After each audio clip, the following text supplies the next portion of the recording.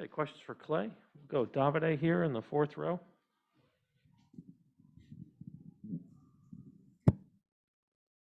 Hi, Clay. Davide Chinellato with Gazzetta from Italy. I have two for you. First one, you went into the ocean before Game 5. I'm not sure if you have done the same here for Game 6.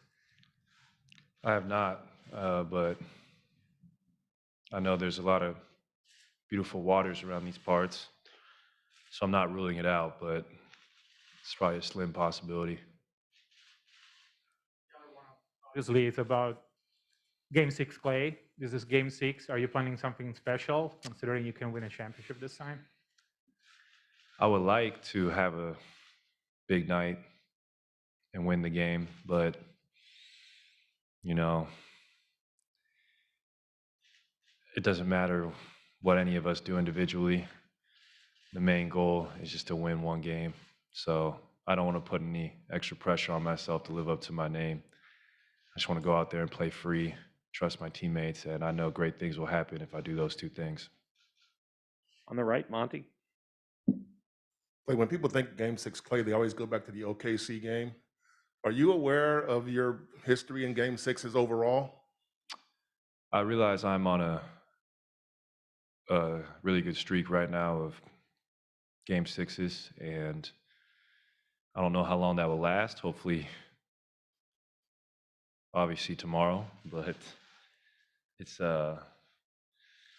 obviously a nickname I earned. I want to live up to it, but at the same time, I don't want to go in there and play hero ball. I'm just going to go in there and be myself and do what I've been doing the last few games, and I know that will allow us to be successful. Steve said he didn't know how to make sense of it, but he said one thing is that you have killer instinct. Is that part of what's going on when you're trying to close out a team? Yeah, I just know after doing this for so long that killer instinct means just playing with incredible intensity, force, and will. And if you leave it all out there and you play intelligently, like that's all you can ask for yourself. And try not to say, oh, I'm going to score this many points, I'm going to lock this player up. But as long as you control what you control, and that's the effort and the focus factors, it's going to be a good night for us. Thanks, Roback. Kendra Andrews, ESPN. Clay, you guys have struggled to close out series at your first opportunity so far this postseason, and Andre just said clinching is the hardest game you'll ever have to play. What makes closing out a series difficult, but then does having a championship on the line, does that make it even harder to close it out mentally? I don't think the championship we think about too much because we've talked about it, like just being present, and you do yourself a disservice if you think about things that don't even exist yet. So on your first point, it is very hard to close out a series, and this is a very good team, and we know they're going to play with a sense of desperation. So for us to match that or exceed that, it's going to take the most effort we've had to give all year. But I can tell you this, we're all ready for the opportunity, and we're all very excited. Clay, from a historical perspective, people probably remember this team as being, or this franchise, the Warriors, being a great offensive team, revolutionizing the game. But do you feel that defense is the foundation of championship runs for this group? Yeah, I think it's a great mix of both, obviously. I mean, what gets overlooked is our versatility on that end. We have players who can guard every position. And we have obviously great defensive schemes as well as coaching with Mike B and the rest of the staff.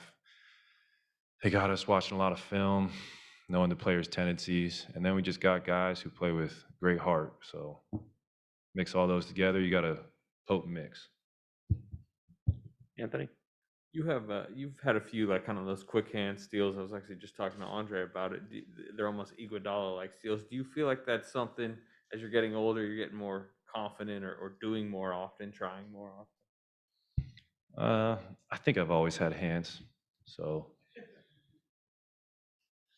not to Andre's level, but you know, I'll sneak a couple a game, and hopefully that will swing the momentum. Most of the times I do. Nice. Right here in the front. Next seat in. The Celtics talks about the officiating kind of getting into their head in Game 5, and I was just wondering how much do you guys feed off of that in game, noticing that your opponent is unraveling or losing their composure in the way that they did? I don't think we focus on it too much, to be honest. We have a next play mentality, and we're just worried about, getting a great shot up in those moments, not what the other team's talking about. So basketball is a very continuous game, and if you're out there talking to the officials the whole night, you might get in your own way. Sam, up on the right. Clay, Draymond on the other side was getting reflective and talking about your guys' journey. And within that, I was curious to get your perspective on Coach. You got the guy who took over from Mark Jackson, is getting his feet wet after being an analyst. You got the guy who, shepherded the championships and the KD years, and then the last couple where, waiting for you to come back, the 15-50 struggles. What kind of changes have you seen in Steve as a coach? I haven't seen many changes, to be honest. I think Steve's pretty much been the same since 2015. And Steve's had such an incredible, unique career from player to coach, GM. He just knows how to gel talent together, and then he draws from his playing days, which is really cool to hear him talk about playing with Mike and Scotty and the Twin Towers in San Antonio. So the man's knowledge for the game is second to none, and that's what I love being around him for. He's got so many historical examples of how to get out of sticky situations, and he's a great leader, and he deserves every praise that comes his way. Tanya, last one in the back.